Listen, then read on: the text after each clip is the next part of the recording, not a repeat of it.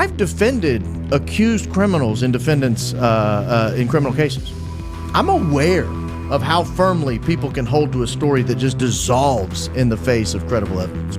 You've got prosecutors, witnesses, judges, the media. They're all quick to mentally convict someone well in advance. It's sad, but it's also tragic. If you convict an innocent person, or you convict a person for, high-end specific crimes well above their role in a conspiracy, that's worse. It's horrific. But just below that, just below convicting the wrong guy is refusing to investigate leads or consider ideas that come to the surface indicating others might be involved. That's also horrific.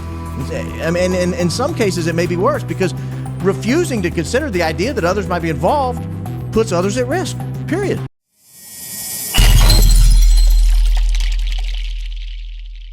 It's the one that only goes with a shadow in the front, and this is a copyright disclaimer. Copyright disclaimer under Section 107 of the Copyright Act 1976. Allowance is made for fair use for purposes such as criticism, comment, news reporting, scholarship, and research. Fair use is a use permitted by copyright statute that might otherwise be infringing. Non-profit, educational, or personal use tips the balance in favor of fair use. Welcome back to the Idaho 4 Files. I'm your host, Shadow Ghost. Once again, I'd like to take this time out to thank all my new subscribers. You guys have been great. Most of the feedback has been mostly positive. And then, of course, there's the other 10% that are trying to leave these discouraging comments, and that's expected. And look, I'm going to try to save you some time. You have a better chance of the New York Jets making the playoffs than for you trying to change anything that I'm trying to do. And I already told you, that only motivates me. It's only going to result in me kicking out more content. Because when I first started the Idaho 4 Files, I told you that I approach things in a methodical manner. That's why the first episode is labeled Part 1. Then there's Part 2. Then there's Part 3. But my last video is not labeled Part 4. That is by design. That is because my last video was made in response to the incriminating audio captured on the surveillance camera located at 1112 King Road, located right next door to where the crime occurred. Another point I'd like to make. I have been following this case since day one, all the way up from the news reports and legal proceedings, all the way to where Brian Kohlberger pleaded guilty. Now, when I say I've been investigating the case since 3 months, that means that's when I downloaded the ISP reports from the state police, all the supplemental narrative reports from the police department, all the photos, including the forensic testing that was dropped on Halloween, all the court transcripts, including the state's exhibit list, all the body cam, including interviews with the parents and family members of the victims, as well as the interviews and interrogations, aka conversations. And I call them conversations because that's exactly what they were. There was no interrogating going on here. As well as the walkthrough and canvases of the surrounding neighborhood. In other words, I'm very familiar with both security cams located on Linda Lane. In my last video, I only did a brief skim through and highlighted the main parts to just show that the mainstream media has given us a narrative and we've been lied to. Since then, it's been brought to my attention by many of my new subscribers, who are great and awesome, by the way. They've been thanking me, but also asked me to do a deeper dive into the audio and surveillance footage located on Linda Lane, as well as the one located on 1112 King Road. If you are investigating this case, at some point, you're going to form a theory or an opinion. Whenever I state an opinion, I will say this is my opinion. However, there's a difference between an opinion and a hypothesis. Some people's opinions are baseless. A hypothesis, on the other hand, is when you are observing a scene and gathering information. It's usually based off evidence. For example, let's say you are reviewing a security cam located at 1112 King Road, and at some point you start hearing a commotion. You can hear yelling, banging, and then at one point a man screams out as if he's in pain, followed by women screaming help. And then the next morning you find that 4 people will be massacred next door, no more than 30 feet away. One's hypothesis can conclude by observing the footage is that the screaming and yelling you heard the night prior came from those victims. It's not hard to understand. I'm not going to address this every video, but there is something that I would like to address head on, because I already anticipated this. It comes with the territory. Apparently, some people have been coming from other channels and taking what another person says and applying that over here. Like telling me that this content creator claims that the audio from the footage is fake and has been tampered with. Now, I want you to think about this. Jules from True Crime Reactions received this footage via FOIA request. So you're insinuating that the people that sent her the footage added the screams in. Just for the record, I do believe some of it has been tampered with. I just do not think that what we're hearing is fake. I think that it's been tampered with so that we cannot hear clearly what is going on. That's why it was so hard to obtain this footage to begin with. And without saying any names, I noticed that that same content creator also uses the 1112 King Road footage in other videos, except that person only uses it in regards to 430 when the white car makes multiple passes around the residence. So let me get this straight. When it goes against your narrative, then of course that part of the audio is fake. But at other times, when you think the footage can support the narrative that you're trying to convey to the public, then that part of the footage is real. Who is authorized to determine what parts of the footage is real or not? Last time I checked, that's called hypocrisy. But I do want to make it clear that I'm not purposely trying to upset people. Now, for those that do enjoy my content, I do have a little bit of bad news. Like I said, I have a schedule that I'm trying to follow. Part 1, Part 2, Part 3, Part 4, and so forth. However, due to the holidays, I don't think I'll be able to commit and get episode 4 out before Christmas. However, since I love my new subscribers and thanks to the small amount of people that are leaving discouraging comments, I decided, hey, what the hell? It's Christmas, and what better way to give back to my new subscribers than to give them another deep dive of last episode, a part 2, but just a more driven narrative manner. Now, since this isn't the Idaho Files episode 4 that I originally had scheduled, this is a tailor-made episode for all my new subscribers that really do support me and love my content. Think of it like when an artist comes out with an album and he had a whole bunch of songs that never made the cut.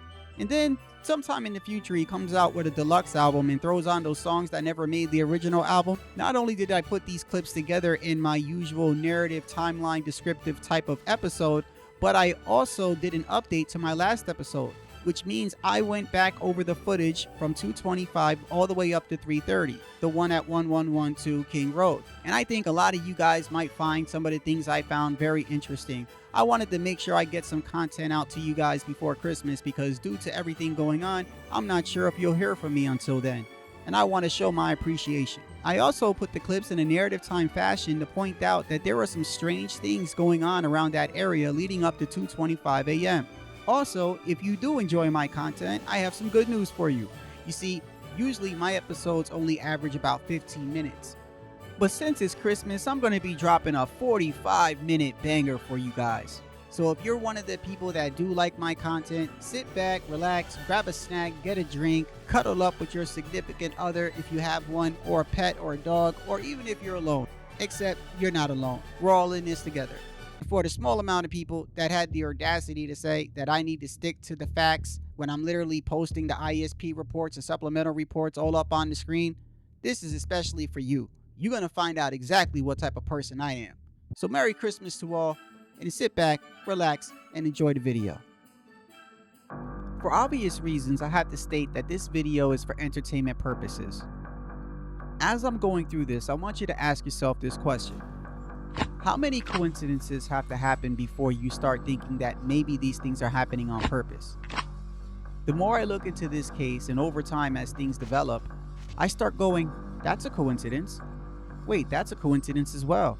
And for the people that think that the right man is in prison, I want to ask you, how many cops in a police station do you think can be incompetent? 1, 2, 3 at the most? Do you think the whole department could just be incompetent? Things in this case were purposely not followed up on, and there are many coincidences that I find not to be a coincidence. So let's get into it. Moscow is a town located in Latah County, right on the border of Washington. And on Sunday, November 13, 2022, 4 university students would be found dead at the residence at 1122 King Road. The 4 university students' name was Kaylee Gonzalez, Madison Mogan, Ethan Chapin, and Xana Kernodle. Ethan and his brother were members of the same fraternity. Ethan's girlfriend, Xana Kernodle, was one of the other victims, and they were in the same room in the house. One of her roommates, Madison Mogan, was also her co-worker at the Mad Greek restaurant. Kaylee Gonzalez leaves a big void in her big family. When investigating this case, you're going to have a boatload of questions. Like for me, the house located at 1122 King Road was a 3-story house. And when you take a look at the layout of the house and later find out that there's 2 surviving roommates, red flags are thrown up all over the place. I want you to put yourself in the mind of a killer. You just killed 4 people. There's no way in hell you don't know that there's 2 other people in the house. Why would you leave them alive? It makes absolutely no sense. So let's dig a little deeper. For the sake of this video, I think it's only right that I give another brief timeline of what happened that night. Just a brief one. So it's Saturday night, November 12th, the day before the crime. Between 6 and 9 a.m., the evening is going to begin like many others. The students are going to go out with friends, they're going to attend parties, they're going to try to enjoy their weekend. Xana and Ethan are going to attend a party at the Sigma Chi fraternity house. Now, the Sigma Chi fraternity lounge is located over here. Now, notice how close this is to the 1122 King Road's residence. Meanwhile, Kaylee and Maddie are going to go hang out at a local sports bar downtown and later on go get some food at the Grub Truck. Now, between 1:30 and 1:56 a.m. at the Grub Truck, there's going to be a Twitch stream going on where Maddie and Kaylee are both captured on camera. They appear to be happy, getting their food, enjoying their life, not aware of the horrible things that are going to take place in just a couple of minutes. As I stated in previous videos, next door to where the crime will occur, located at 1112 King Road, there is a security cam on top. The other two security cams are both located on Linda Lane, one right here and one right here called the dumpster cam. Now, this is just my opinion, but after reading the ISP documents and supplemental narrative reports, I don't believe Ethan and Xana were just at the Sigma Chi fraternity lounge. I do believe they were at other places, but all within the same vicinity, like the Whites and other apartments. Take this picture, for example. I believe this is the last picture of all 6 roommates together shortly before the murders. I believe this picture might have been taken somewhere around here. It was taken outside of an apartment building located on Taylor Avenue. I believe this might be the apartment which they refer to as the Whites. On Google Maps, as you see where the red is located, that is 1122 King Road residence. Taylor Ave is located right here. When we zoom in, you can see everything is within walking distance. That is the Sigma Chi fraternity lounge. I don't know why it's blocked out, but it is. I believe the picture was taken somewhere around here. The important part to take note is that except for Kaylee and Maddie leading up to 2 a.m., Ethan and Xana and the other 2 roommates, I believe, were all within walking distance of the residence. Now, in my last episode, I gave Dylan's account according to the supplemental narrative report when she was interviewed. This time, I want to give Bethany's account because I think it's interesting. She says, when they all woke up, they all got ready to go to Blank's house party. Maddie and Bethany left first to go to Blank's apartment around 10 p.m. Kaylee stayed home and was not going to the party. Ethan and Xana came over to the party with Bethany and Maddie. Dylan did not come with the rest and she walked over a little bit later. Maddie was not there for very long when she went back to the house to go to the club with Kaylee. Bethany felt Maddie left sometime between 9:09 p.m. One of Bethany's friends, Blank, got to the Blank and hung out with her. Bethany stated that Blank showed up around 11 and they stayed at the apartments for a little bit longer, and then she went up to the main house to the Blank fraternity. So like everything else, it's heavily redacted, but what's important is Bethany says that when she and her friend left to go back to the 1122 King Road residence, she saw Ethan and Xana in front of Blank's apartment located right next to Taylor Avenue. Why is this important? Because both Linda Lane cams are located right next to Taylor Avenue.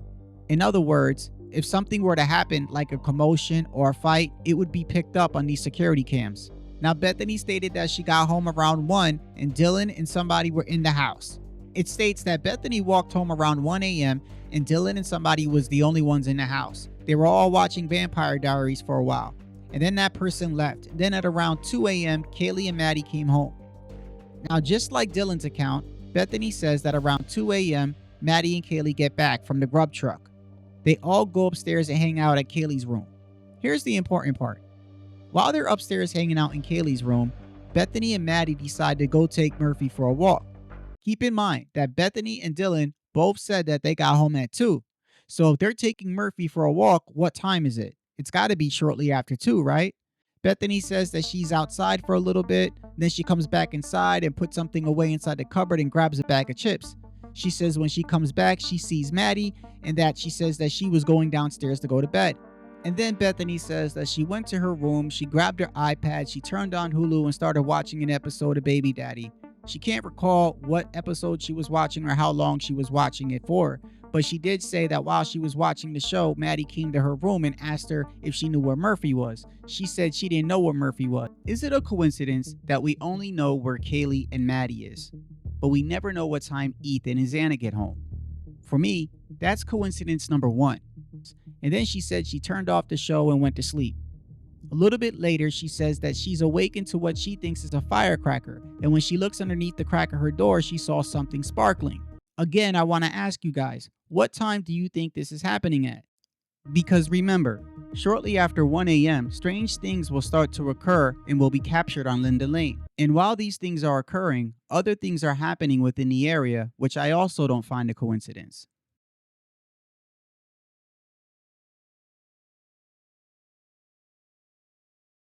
Two plainclothes officers were patrolling the area that night and even passed by the residence where the crime took place numerous times. They even recorded stops on their body cam. So ask yourself, if we can hear yelling, fighting, commotion, people screaming, a man sounding like he's in agony and pain, coming all the way from the 1122 King Road residence, and we can hear it all the way down by Linda Lane, how is it that these officers who make a stop, turn on their body cam, and they're only a half a block away during this time not hear anything?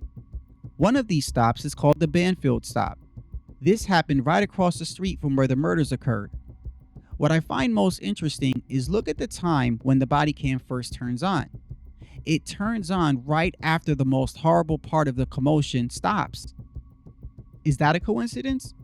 How about when Jules True Crime Reactions received the footage via FOIA request, it starts at 2:25. When just minutes prior at 2:21, we clearly hear a woman screaming, "Oh my God," over on the security cam by Linda Lane.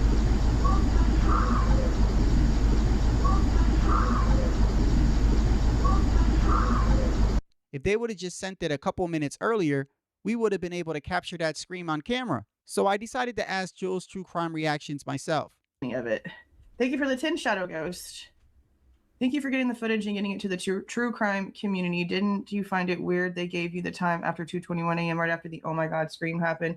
2:25, but yeah, that scream was scary.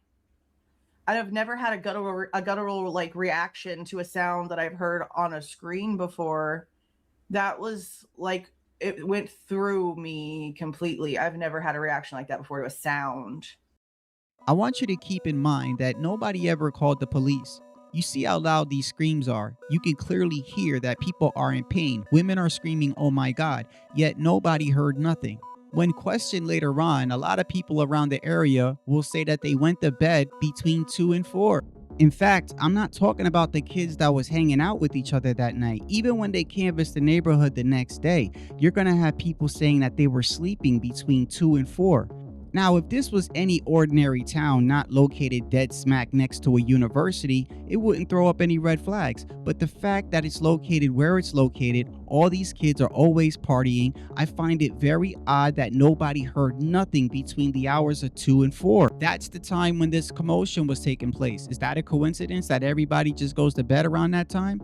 How about, is it a coincidence that the police officers didn't hear anything and they're pulling people over and patrolling the area? Is that a coincidence also? And get this, Dylan and Bethany say they got home at what time? 2. But what time do they say the crime occurs? 4. What are they doing between 2 and 4? Sleeping. Is that a coincidence? Nobody is around between 2 and 4. Nobody hears nothing between 2 and 4. This is when you have to start asking yourself if it's not a coincidence and maybe they are covering something up. And I can see it now. There's a small amount of people that's going to say, I am not going off evidence. Remember when I said hypothesis? I am observing the scene. I am gathering information based off the reports and based off the surveillance footage and based off what people will say the next day. Multiple people that are not even with each other will say that they were sleeping between 2 and 4 in a college area where college kids are up all the time. You will then have officers that just happen to turn on their body cam only after the yelling and screaming has stopped. You still don't believe me? How about Ethan's own mother is on camera saying 2 a.m. is a dark hour?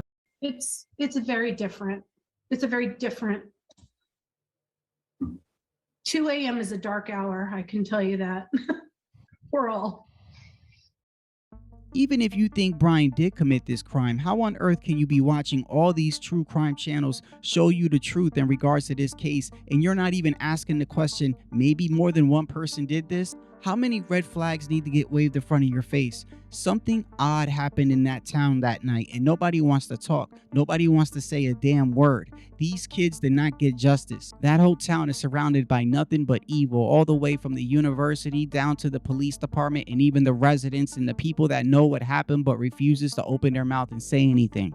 Now let's go to the supplemental narrative report sequence number 10. This comes from one of the plane officers, Officer Jacob Tisdale. It states, on November 12, 2022, around 21 hours, I began an overtime shift for a plainclothes detail on the University of Idaho campus and related areas. This patrol was for minors in possession of consumption of alcohol along with other alcohol and drug offenses. During this patrol, I and the other officer with me, Officer Rosenthal, only had worn our body cameras. We were operating out of the Moscow Police Department Ford Fusion, which I drove throughout the entire detail.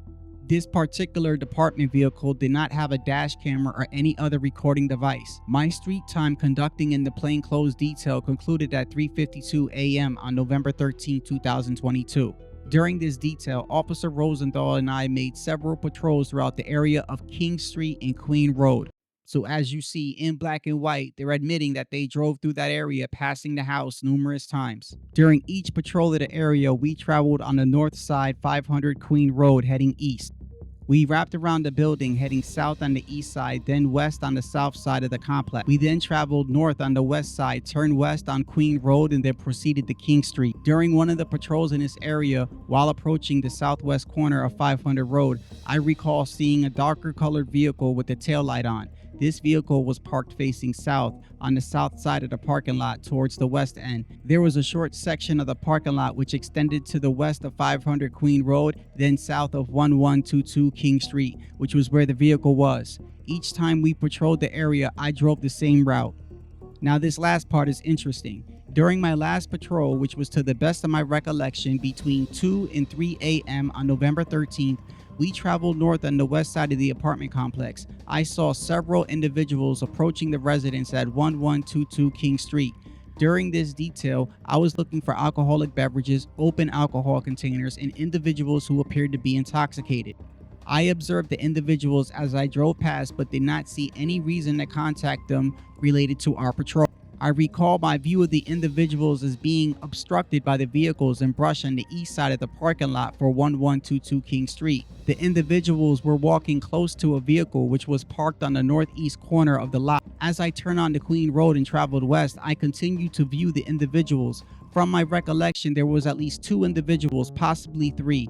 I recall one of the individuals having blonde hair. I did not recall exactly how many individuals there were, what they were wearing, or any other details, as I quickly looked for beverages in their hands and whether they were staggering from intoxication. Since we made several patrols to the area, I cannot say with 100% confidence that I saw a vehicle on the same pass as I saw the individuals. Upon my review of my radio history, I contacted 3 individuals at Taylor Avenue at about 2:55 a.m. To the best of my recollection, this is after we exited King Street. After seeing the individuals at 1122 King Street, we cleared the contact at 3:32 a.m. That means a couple of minutes before Officer Tisdale and Rosenthal made the Banfield stop and stopped those kids for open containers, they saw individuals by the 1122 King Road residence. That is right around the time that we hear all the commotion going on, all the yelling, all the screaming. Does that mean that Officer Tisdale and Rosenthal passed by the killers? No, I'm not necessarily saying that, but what I am saying is that I find it very odd that everybody will say that they're sleeping around this time and didn't hear anything. But what's crazy about that is when you're looking at the footage, you clearly see people passing by, you see people looking out the blinds, you even see people at the 1112 King Road leave and get in their car. We also have to take into consideration that maybe people were just told to stay quiet. Somebody commented on one of my videos and said that they lived around the town during the time that the crime occurred. And they said that basically a lot of people knew what was going on, but just people weren't saying anything. And this happens often. You don't know how many times police officers or even detectives will tell you during their investigations that people know what happened, but nobody wants to talk. A lot of cases could be solved a lot quicker if people were just more forthcoming. However, that could be putting their lives at risk.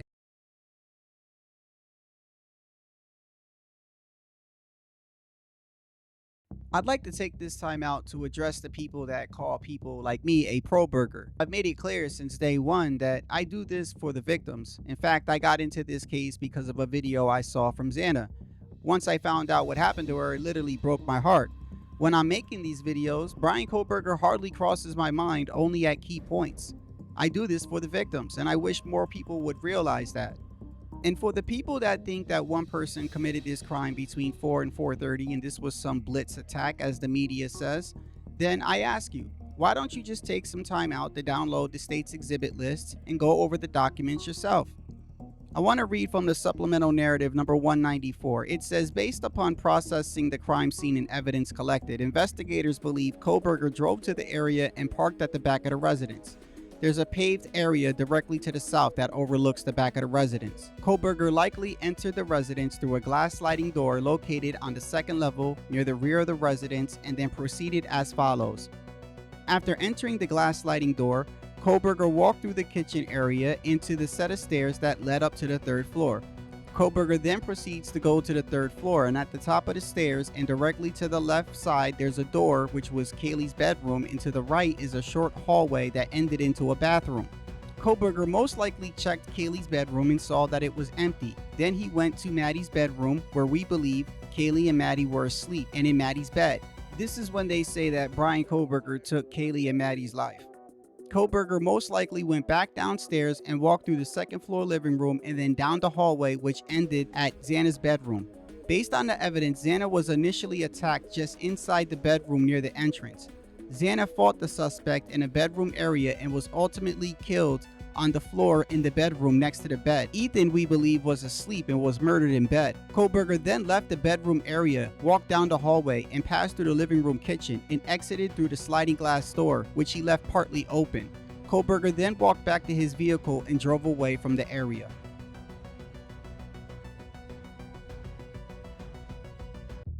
Now let's go to the state's exhibit list and go over the autopsies and injuries listed for each victim. Let's start with Maddie. I'm just going to go over a couple. Maddie had wounds to the face and neck from above, wounds to the face and neck to the right side, wounds to the right eye area, wounds to the left side of the face, partial shoulder, and from the neck to the left, wound above left ear, wounds to her neck and chest, wounds to her breast and chest, wounds near her sternum, and it even showed a weapon imprint, wounds to her breastplate, wounds to her left shoulder, wounds to her elbow, wounds to her top right hand on the bottom of her palm, wounds to her palm on the other side, wound on top of the left hand, injuries to the top left wrist, wounds on the inside of her left hand and forearm and palm up. It's important to note that there are injuries to her wrist, elbow, and arms.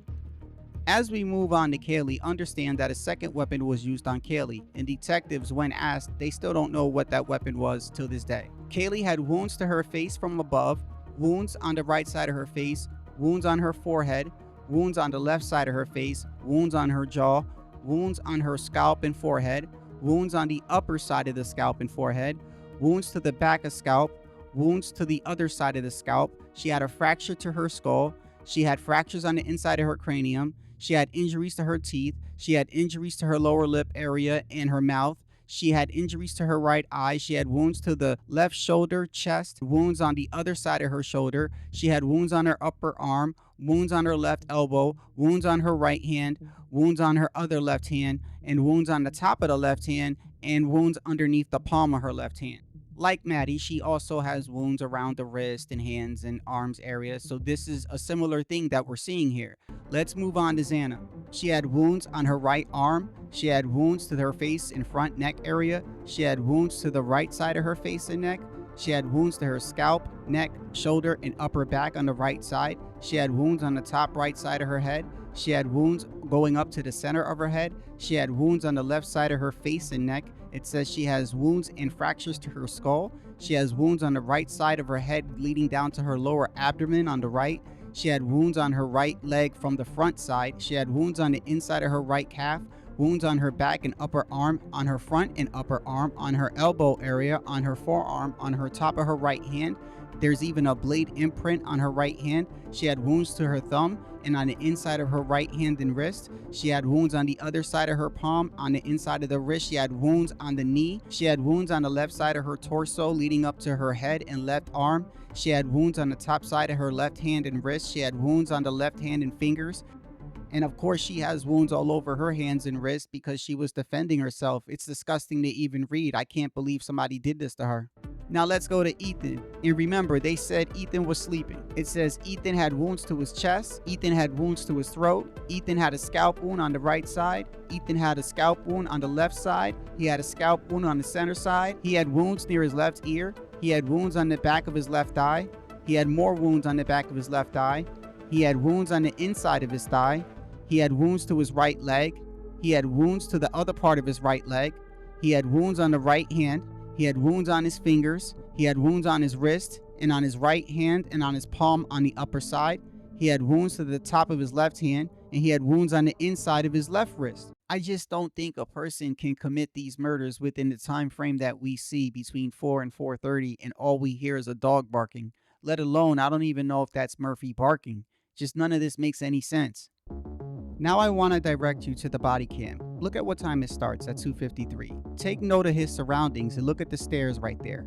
Let's go to Google Maps. Now that we're inside Google Maps, look at 1122 King Road marked in red. And there goes Taylor Avenue right next to the scene. Let's zoom in.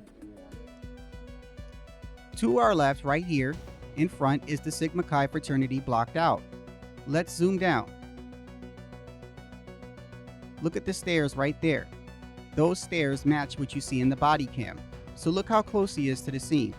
Also, this is just a feeling. I'm not saying anything nefarious happened here, but it is kind of weird how that body cam turned on and when it turned on and where he was at. Why did he even turn it on? Did he know he was going to pull those kids over, so he just decided to turn on the body cam prior? Don't you usually pull somebody over then turn on the body cam once you know that you have something? It almost seems orchestrated. Now, that is just my opinion. I have that opinion because of the weird things that are going on around that time. It just seems out of place. Not to mention how close they are to the scene. A lot of my new subscribers asked me to do a deeper dive into the security cam located at 1112 King Road between the hours of 2:25 and 3 a.m. And since I appreciate all my new subscribers, that's exactly what I went ahead and did. Now, I have to repeat that this is for entertainment purposes, and all of these things I'm about to show you is my opinion.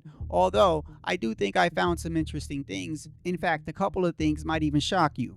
And for the people that might have an issue with what I'm about to do, I just gave you a specific reason why. A lot of my new subscribers asked me to give them my honest opinion on what I think is being said and what I think is happening during these times. And besides, if you don't like my content, I don't know why in the hell you're still here at this point in the video. So with that, let's jump into it. Before we start, I must say that I do think some of this footage has been tampered with, and there's going to be things that I'm going to show you that makes me think that. But I do not think what we're seeing is fake. When I say tampered, I believe people purposely did something to this video so we cannot clearly hear or see what is going on at certain points. Also, everything I do, I take a methodical approach. There is a reason why at the beginning of this video I went over the timeline again. I want you to keep in mind what is going on around the neighborhood during this time. You have Kaylee and Maddie that supposedly came back not too long ago. We still don't know exactly if Ethan and Xana are home, but I believe they're home. We also have two plainclothes officers making roundabouts that are very, very close by. We also have numerous parties happening at this time. We also know that around this time, Bethany and Dylan say that they're home watching Vampire Diaries. And let's not forget that Bethany stated that around 2:30, she's outside with Maddie walking Murphy. Keep all that in mind. Lastly, I have not done anything to the audio. The only thing I did is I ran it through this voice clarity type of filter that I have with this software that I use to edit my videos. I use it for my voice. Me personally, I don't like the sound of my voice. Some people say they do, but it's just like any other preference, like with a name or something like that. I usually use this to take the crackling out of my voice so you could hear my words more clearer. That's the only thing I've done with this audio. Nothing has been added. Now I will replay some of the clips multiple times. Starting at 2:25 right away, I hear a whole bunch of people in the house and it sounds like somebody is saying, "Oh God."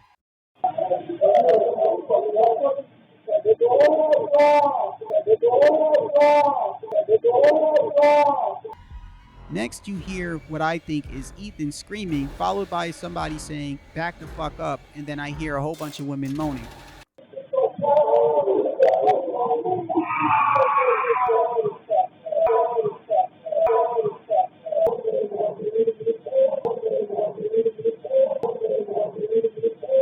Also, keep in mind that you have other content creators that really hate us content creators trying to show you the inconsistencies in this story. And one of them, I can't say his name because we'll get hit with a copyright strike. At least I was told that. He's trying to say that we are idiots and that this is a party going on at the 1112 King Road residence. Funny how he can say that he knows exactly where the sounds are coming from, but when we say we think we know where they're coming from, it's a lie. It's no different than at 4:30 they say that's Brian knocking over something and that's Murphy barking when we know there's multiple dogs in this area.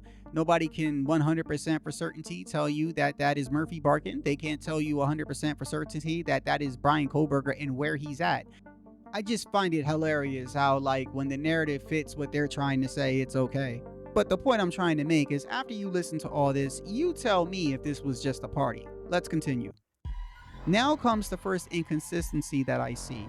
Because to me, I hear what sounds like a car passing by, yet we don't see a car passing by.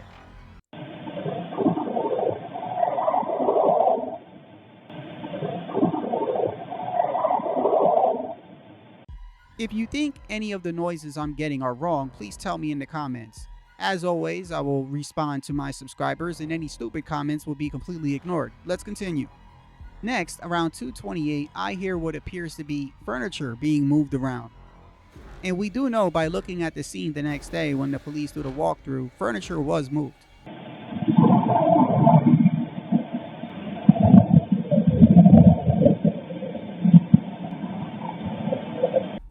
This is followed by more furniture being moved.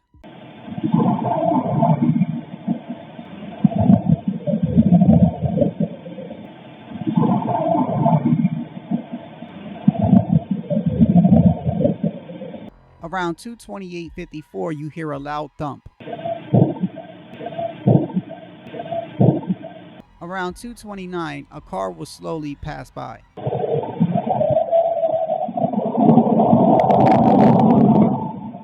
Next, you hear somebody get hit and somebody moan, and then you hear the guy say, "Didn't you say that?" I'll play it multiple times.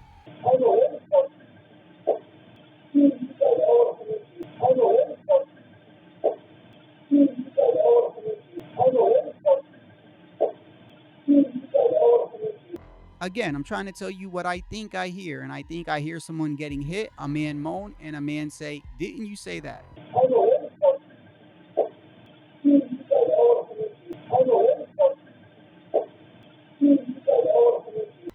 After being hit, I think the man says, "Oh fuck, this is not your night."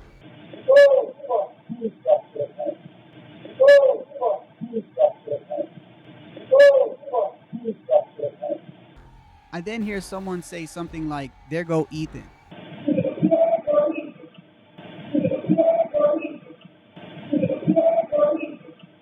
Next isn't too hard to understand what you're hearing, but I'll play it.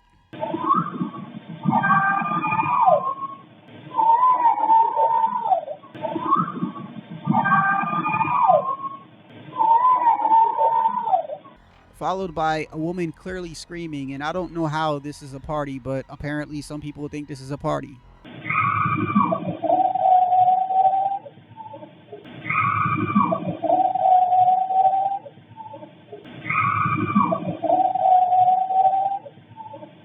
Around 2:41, you hear someone whistle and then say, "Hey." This makes me think that they're outside on the back porch, maybe.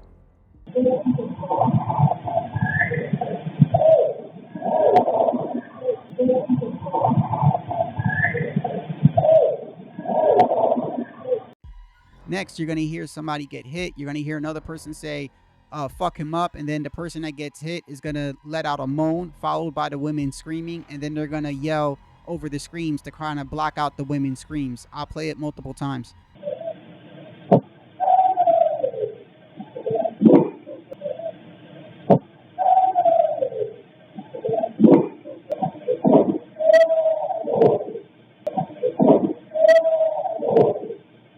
Here comes the stomp, and then followed by "fuck him up," followed by the women screaming.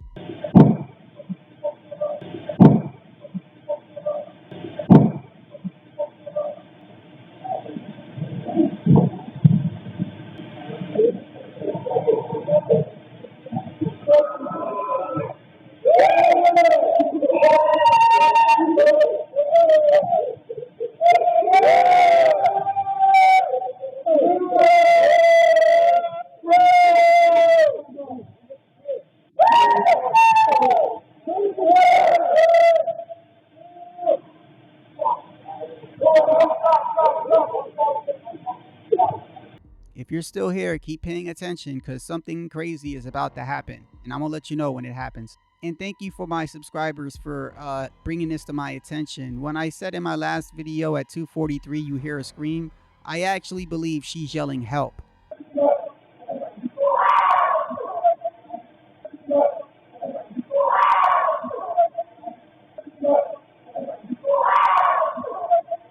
Unfortunately, that's not the crazy part I'm even talking about.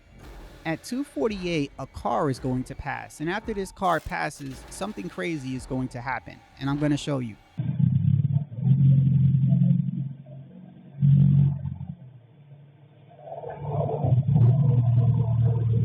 At 2:48:13, look at the window in the back of the house. A man's going to appear, and watch what happens.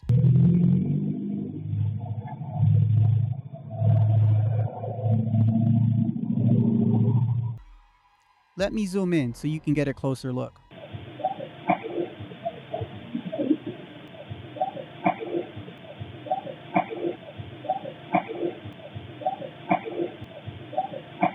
It looks like somebody just fired a gun. So I decided to stay focused and zoom in on this person, and a couple seconds later he fires another shot. You're going to see the flash followed by screaming coming from somewhere.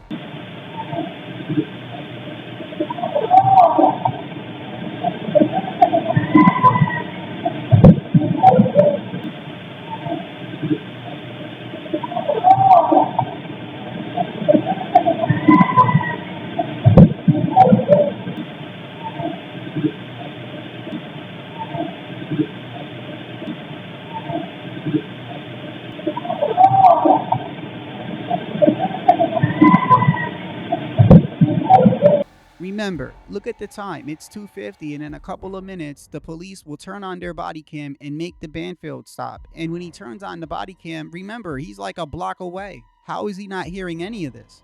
And for people saying that people can't hear it, well, some of this stuff is captured all the way down on Linda Lane. Let's not forget. 2 minutes later, you hear another thud followed by another scream.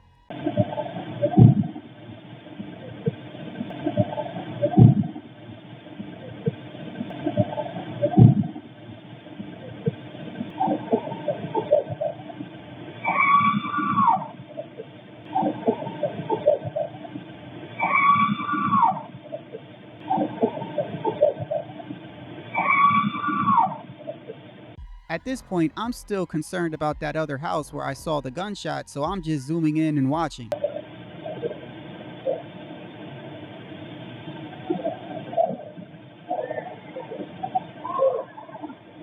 2:54, we hear a car honk.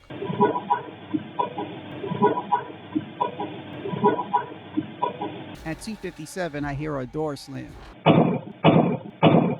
And this is as far as I've gotten with the 2:25 all the way to 3:30 footage. Let's not forget there's plenty of other footage leading up to 911 being called, as well as the footage located on Linda Lane and the other one located on Linda Lane called the dumpster cam. In the beginning of the video, I brought up coincidences. There's a lot of coincidences and strange things going on around this time. And it's the time that everybody says that they didn't see or hear anything or were sleeping. I don't find these to be coincidences. I don't find it a coincidence that the cop turned on that cam, how close he was. I'm not insinuating anything. I'm just saying it's weird.